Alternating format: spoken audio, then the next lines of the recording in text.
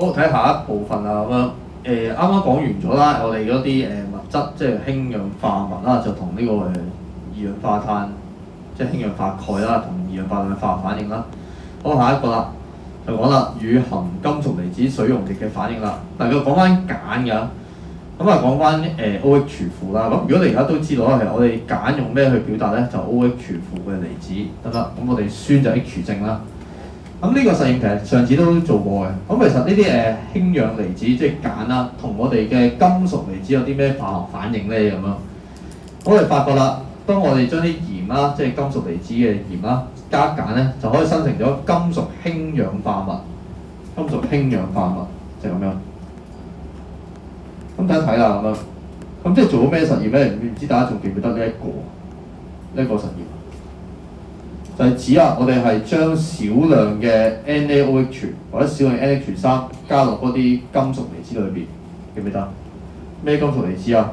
鈣、鎂、鋁、砷、鐵、鉛、銅、銀咯，得唔得？咁加入去之後有啲沉澱嘅。咁嗰陣時就同大家講啦，生成嘅沉澱顏色要記得。另外啦，化學式都識寫，得唔得？哇！咁而有一啲物質啦，就加過量嘅 OH 負，加過量嘅鹼嘅時候咧，就會再溶嘅，又要再記得，係啦。咁幅相影得幾靚嘅個結果啦。點解 Ng 係鹼嘅？係鹽嘅。咩啊？點解鎂係鹽嘅？鎂係咩啊？鹽啊！佢意思話鎂係鹽啊。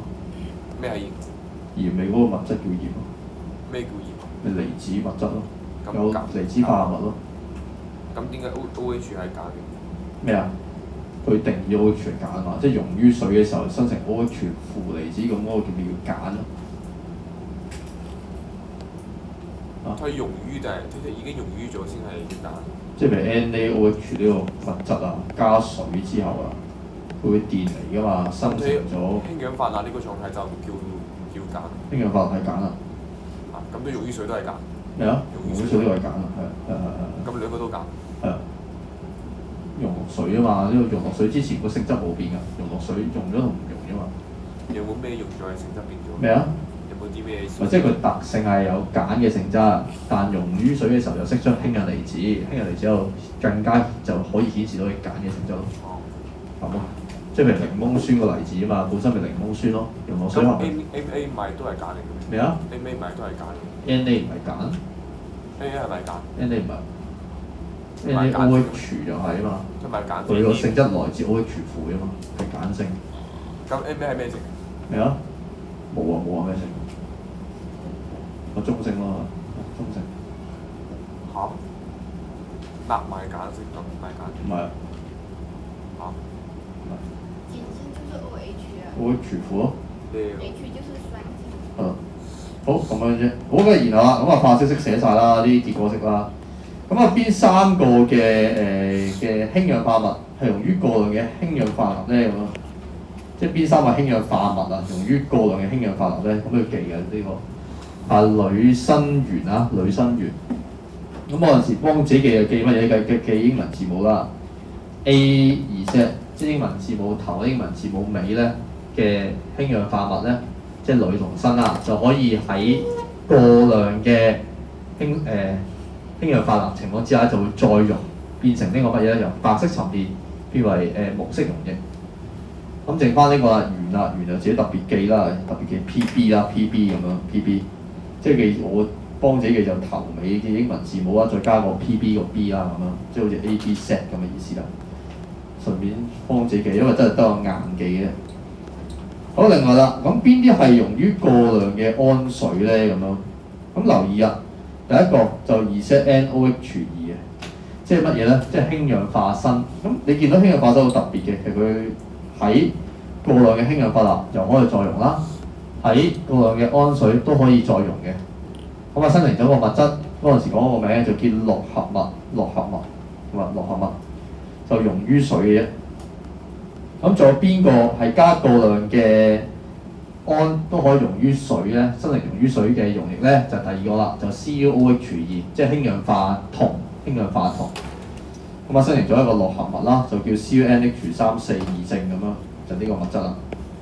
咁呢個化式話使唔使學識寫咧？我哋呢個 DSE 階段好似而家就唔使叫大家寫，即係大家知一知呢個啦。氫氧化銅就喺過量嘅胺就可以溶解變為呢個乜嘢咧？變為呢個4胺合銅2離子啊！咁呢個實驗都做過啦，咁我哋知一知嗰個過程啦。記得佢再用就可以啊。咁所以嚟講啦，呢個表又要記一記佢啦。記乜嘢咧？記邊個會用，邊個會唔用咯，咁嘅意思咯。好，啱啱講過啦，我哋嘅 Al， 我哋嘅 ZN 同埋我哋嘅 Pb 咧，就係可以再溶於過量嘅氫氧化鈉溶液，咁都要記啦。第二樣啦，就係乜嘢咧？我哋嘅 2ZN 二正、Cu 二正同埋 AgO 咧，就係溶於過量嘅 NH3，得唔得？所以記呢3個特徵啊，3個。咁通常考邊3個多咧？就考啲冇顏色嘅沉澱物同埋冇顏色嘅溶液會考得多嘅，得唔得？即係集中可能會考呢兩個多啲咯。點解咧咁啊？因為本身我哋都係無色溶液啦，生成白色沉澱啦。譬如我話你知啊，我假設我哋有2支嘅試管，一支可能係 Al3 正，一支係 2ZN 二正。咁我講個結果俾你聽啦。如果佢哋兩個加完呢個胺之後，即係加完胺之後咧，其中一支就溶於過量嘅胺，咁嗰支係邊一個嘅離子啊？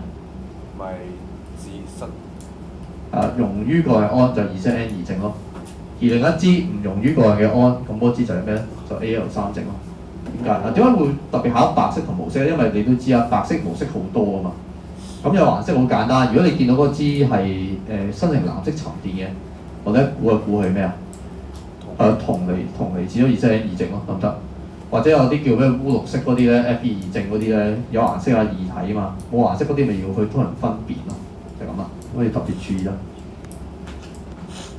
好，咁大家睇到簡單嘅題目啦。佢就話啦，我有而家手頭上有2個白色晶體啦，咁一個就叫咩咧？叫 MgNO32，一個就 PbNO32。嗱，留意啊，呢兩個都係白色嘅晶體嘅，咁啊從外觀上我分唔到啦，咁樣。佢咧就要做咩咧？化學測試。嗱，留意係化學測試啊，即係你唔可以話揾佢熔點、沸點嗰啲唔得啊。化學測試啦咁樣。咁化學測試情況之下，我點知邊個係 MgNO32，邊個係 PbNO32咧咁樣？嗱，再觀察下呢個，呢個屬於乜嘢化合物啊？呢個係離子化合物，佢哋嘅分別係在於有啲咩離子咧咁樣。呢個 Mg 二正離子唔 H， 呢個係 Pb 二正離子得唔得？得唔得？佢離子有分別嘅，咁我哋會集中諗啊，喂，咁我用乜嘢方法可以分到呢兩個離子咧？咁樣去諗咯。咁而我哋學咗呢個係關於乜嘢咧？就嗰啲氫氧化物同佢哋嘅金屬離子嘅反應啊嘛。咁望翻個表啦，假設你記咗之後咧，你望翻個表咯。即係如果有本書考試就易啲啦，咁樣抄書嘅啫。好，望一望啦 ，Pb 二正同 Mg 二正呢兩個有啲咩特性咧？如果熒光筆呢度，一個係白嘅，一個係你會加啲乜嘢落去，令我分到一支係有 Mg 二正，一支有 Pb 二正。NaOH。點解唔加 NH3？因為兩個都白嘅。係啦，留意啊！我哋得兩個選擇啦，一係就加 NaOH 加過量啦，一係就加 NH3。咁點解我哋唔加 NH3 過量咧？由於兩個嘅沉澱都不溶於過量嘅 NH3，所以我哋加咩咧 ？NaOH 啦。如果見到嗰支嘅溶液，或者即係嗰支嘅白色沉澱溶於過量嘅 NaOH 咧，咁啦，嗰個溶液咧就含有 Pb 二正啦，得唔得？留意係咁樣去諗成件事啊！所以呢個表如果你係冇背到去考試咧，咁呢個題目使唔使做咧？就都唔使做咁滯，我覺得都諗唔到嘅都啊。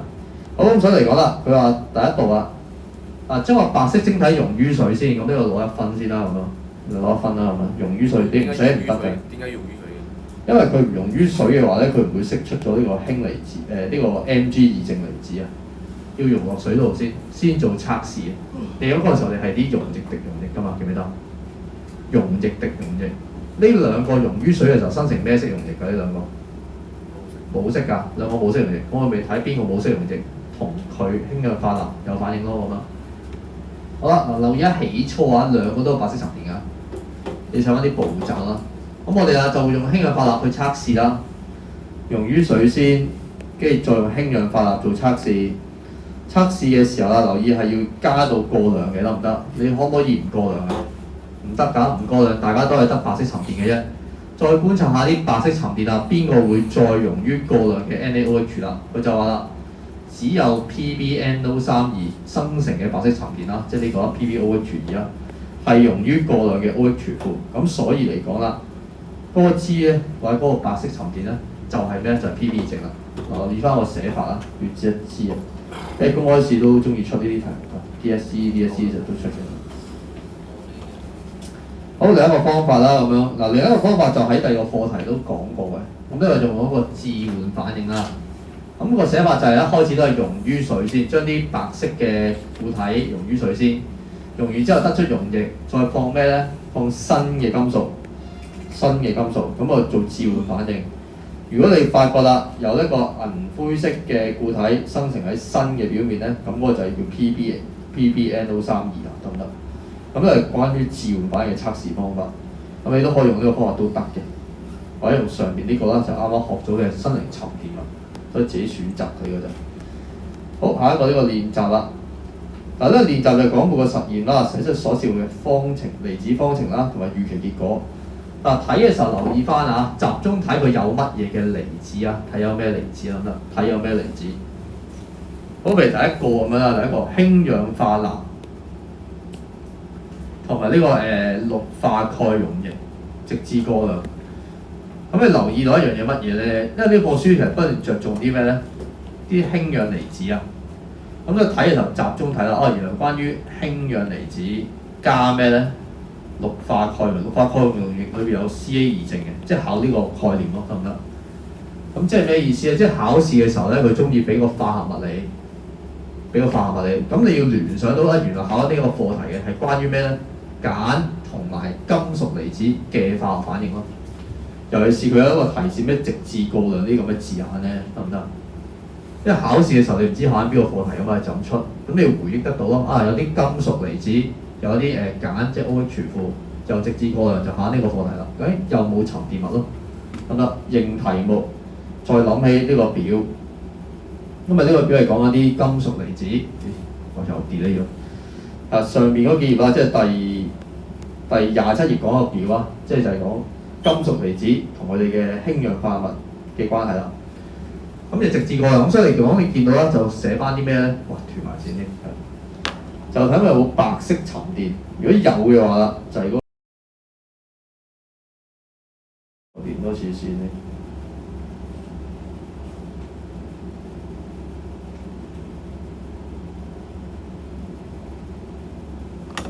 又唔得。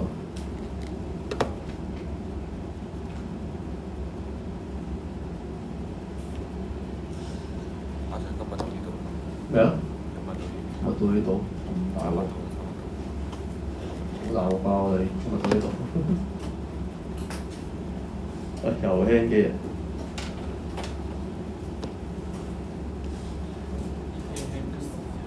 啊！今日到呢度啦，唯有咁啦，連唔到線啦。